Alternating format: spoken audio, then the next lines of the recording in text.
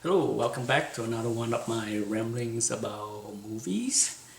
And today the focus will be on the X-Men movies. Um, as you all know, I'm a big X-Men fan. Um, but I'm also not a hardcore fan where I want any movies to stay true to the source material. So that's not that important to me. I care more about good story, good acting, good character development, all that stuff. That matters more to me than try to do a movies that stay close to the source where the character need to wear the exact same costume and all that stuff. It's not a big deal. Some people have a problem with Hugh Jackman playing Wolverine because he's so much bigger and taller compared to what the comic book is. I'm okay with that. I'm not sure who would be the right actor to play that role, but he did an okay job. I don't have a problem with Hugh Jackman at all. So when I heard the news of they're making the X-Men movie, I was excited. And I didn't know what to expect. So when I went to see the movie and see what they were doing in the movie, I was okay with it. It was an okay movie. It certainly didn't thrill me where I'm walk out of the theater and say, wow, that was the best X-Men. That's exactly what I'm looking for. Not at all. I felt the casting of Magneto, Professor X, was okay. I had very little problem with the casting except for Jean Grey. I like the actress that was cast as Jean Grey, but not in this movie. I have seen her in other movies and I liked her. I can't say her name, so I'm not gonna butcher it. But somehow I just felt that was so miscast as far as her as Jean Grey and then Scott. It made very little sense to me. So that's probably the one of the biggest complaint I have with the first X-Men movie. As far as the story and the introduction of the characters, I thought it was okay. I didn't mind seeing a bunch of mutants in the school doing different things. Normally I have a problem with trying to throw too much characters in the movie, but you have to understand this is talking about the school for mutants. So in this context, I am okay with seeing a bunch of other mutants in the movies, even though they might have only one scenes or one line. That's okay. But overall, I have very little complaint about it. I thought Halle Berry, a Storm, was okay. I'm not a big fan of Halle Berry, but I thought her role was kind of minimal, underwhelming, minimal as far as her involvement in the storyline. So it was not a big deal. Certainly Wolverine was a big deal. Cyclops was a big deal in the movie. Professor X, Magneto. So for what it was, the first X-Men movie was okay. It underwhelmed me a little bit, but overall, I walked out of the theater feeling okay. I certainly didn't walk out of that movie thinking, gosh, I can't wait for the sequel. No, I thought it was okay. That's it. And then Bryan Singer, the director that did the first one, also did the second one. And I must say that I was very pleased with the second X-Men movie. I right off the bat, the introduction of Nightcrawler was fantastic. Nightcrawler is probably my second favorite X-Men character. with Wolverine is my favorite. I just love how witty and funny he is in the comic books, lighthearted, and you know, I felt the entire visual effect with him teleporting with the purple smoke and the makeup and everything. The actor that did that job, the name escaped my mind right now, but I think he did really good. I think that almost every scene that Nightcrawler was in, he stole the scenes. I thought he was fantastic, and I'm kind of sad that they did not use him in the rest of the other movies.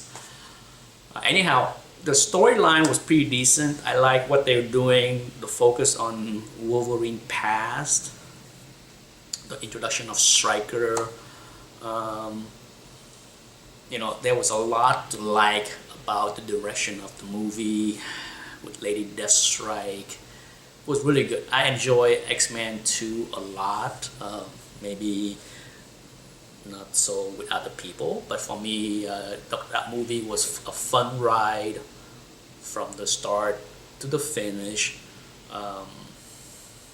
I kind of have a little problem with how they introduced Phoenix at the end, but I understand that, you know, there's no way to try to stay close to the source material with how the X-Men came back from outer space and all that stuff, and Crash and Phoenix, Jean Grey were trying to save them. So I understand. So they trying to use Jean Grey in the scenario at the end of the X-Men movie to trying to save the Blackbird and the X-Men, and that's how she died, and perhaps later resurrect for X-Men 3 or the sequel if that is about to be made. So that was, I'm okay with that. You know, it was not all that great, but I understand and see what they're trying to do. But overall, I enjoyed the movie, and I probably give the first X-Men movie a 2 out of 4 star. For the second X-Men movie, I would give it almost 3, 2 and 3/4 star, almost 3, give or take. You know, but I enjoyed it. I have seen it multiple times since then, and I enjoyed the movie. There was very little weak point of the movie.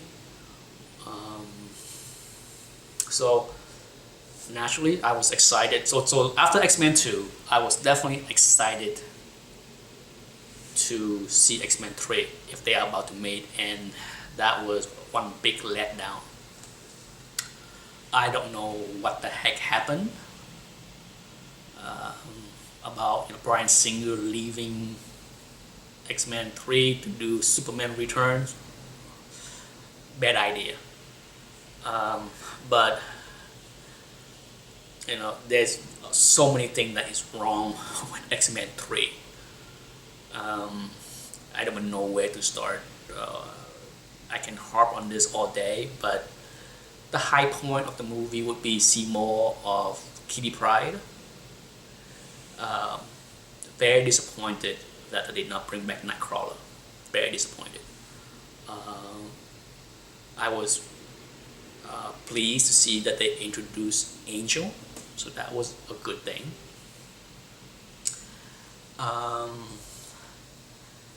But the introduction of the Juggernaut was a big problem for me. I did not enjoy that character. I did not like anything to do with Juggernaut in that movie. So that was a mess. And then the entire storyline was a complete mess. You know, I did enjoy the few good scenes was with, you know, of course, Magneto and how he escaped from jail and all that stuff. And so that there was a few high point of the movie, but the last 1/3 of the movie with the big battle in San Francisco was just, yeah, I guess if you care for action, blow up things, and hey, maybe that's good, but it's just a mess. How that movie ended was just a disaster. You know, but to cut it short so that I don't sit here and ramble and rant about X-Men 3 too long, I give that movie a 1.5 star out of 4. I have seen it only once, and I can't imagine why I would ever want to see that movie again. So after I leave that movie, I was just flabbergasted how they butchered the entire franchise. And then when I heard that they're making X-Men First Class, I was a little bit excited again, because it's not like a reboot, but it's kind of I don't know, maybe you can call it a reboot. And I was not very familiar with Michael Fassbender yet at this point, so I was kind of leery, like, ooh, who's gonna play this young Magneto? I was familiar with Professor Xavier, actor. I think his last name is McAvoy. So I was okay with that.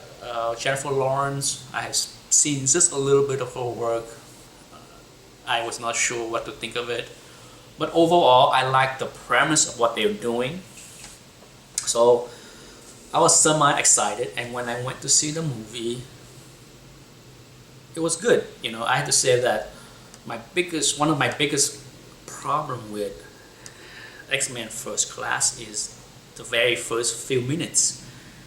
How they introduced Mystique and the young Charles Xavier, that scenes made no sense for me. It just like all of a sudden she appeared in his kitchen, and they became friends, and she lived with them. It's absolutely make no sense. I don't know what was going on there. So it started out bad for me. I remember sitting in the movie theater, and the first 10 minutes I'm just like, what the F happened there? It made no sense whatsoever. But then, they jumped to the young Magneto and how he discovered his power. Those scenes was pretty powerful. They were really good. I enjoyed that. And then, for the next half an hour or so, it was good. You see the older Magneto, you see the older Xavier, as well as Mystique, and it's starting to get interesting. So I think the first 10 minutes kind of give me a lot of concern, but then for the next 30 minutes I was drawn into the story and the acting, and I was fine with it. And then they introduce the bad guy, and that's when I have my second problem. Kevin Bacon is fantastic in this movie. I think he's great. I have no problem with him, but for the rest of the bad guys, wow, what the hell happened there? I start out with the White Queen. January Jones has never impressed me. I have seen her works before on the show Mad Men. Yes, she's pretty. Eye candy, yes, she is. But acting wise, maybe that's what they wanted, to play her Ice Queen, White Queen. I don't know, but she was ice cold. She was so cold with very little emotion showing through. Barely a smile here and there, and barely a frown. It was just not good. Every scene that she was in, I cringed, because I'm just like, what the heck is going on here? It just didn't work for me. Maybe for other people they might feel differently, but for me, those were some of the worst scenes. Whenever she's in a scene, and especially when she's talking, not good. But Moira McTarget, oh, I love her. I love that character. I love that actress. I've seen her before in the show Damage, one of the shows I enjoy watching when it was on. So when I saw her in that role, she's pretty, she's cute. I like everything about her, so I like that character. And as far as the mutants that they bring into the movie, that is another one that I have a lot of problem. Havoc, I don't understand why they would include him in this movie or introduce him in this movie, because why not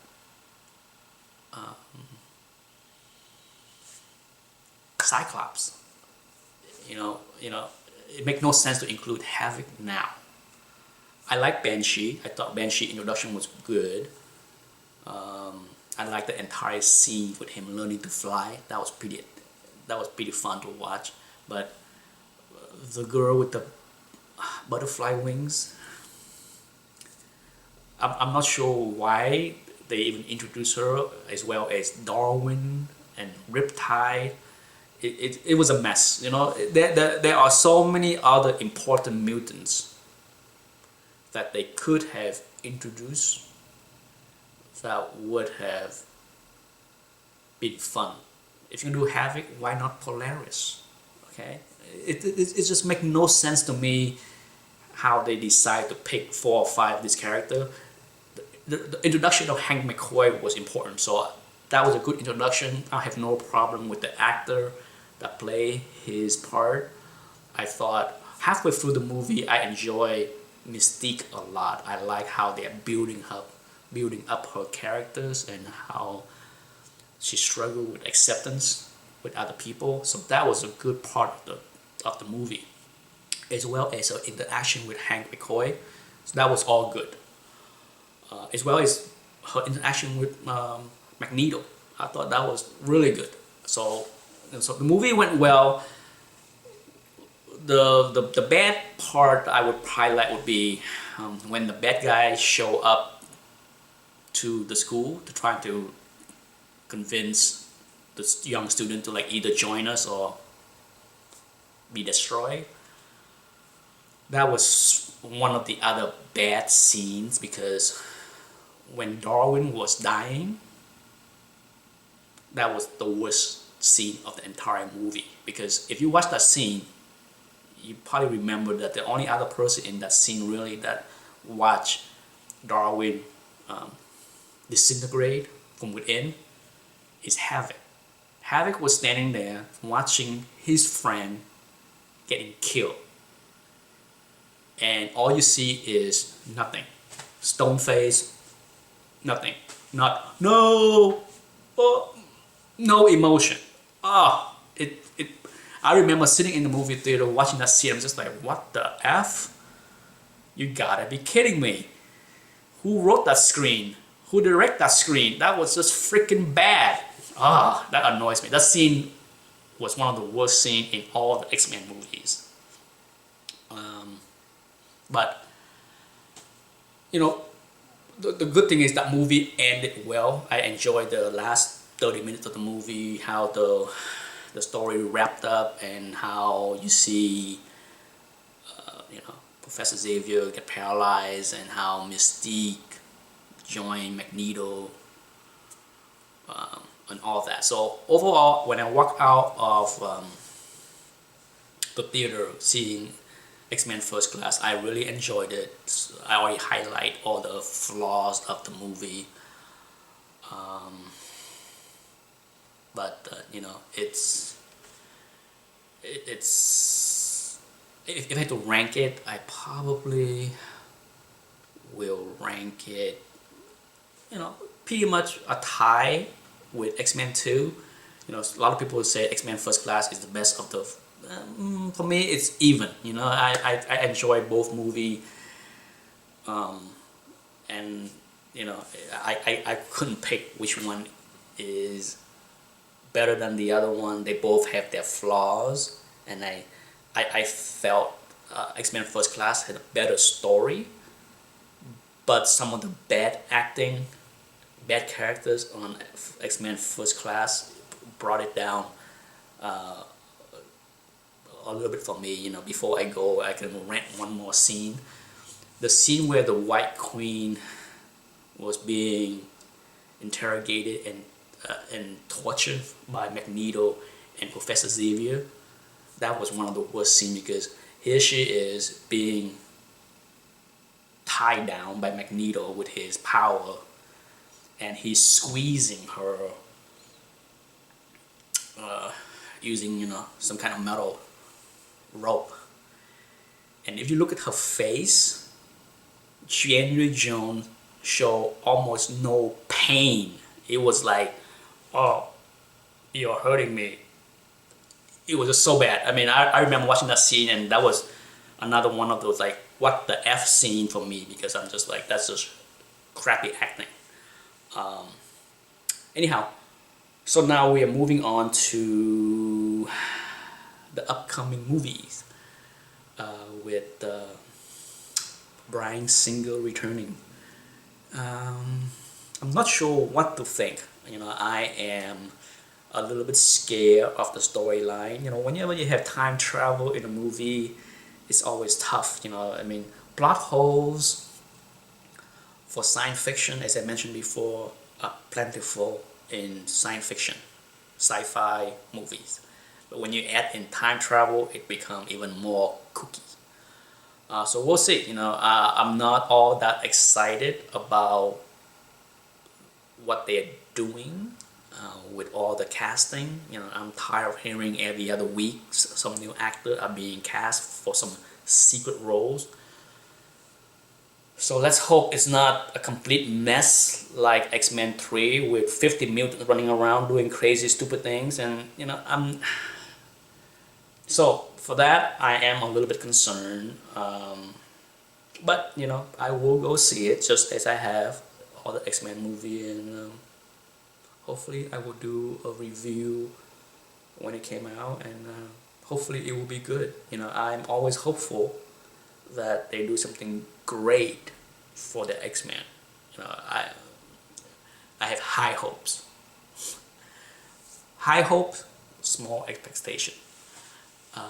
But we'll see. Well, anyhow, thanks for watching my rambling about the X-Men movies, and if you disagree with anything I said, go ahead and comment. Or give me a thumbs down. I don't know. I'm sure my view on everything is not universal.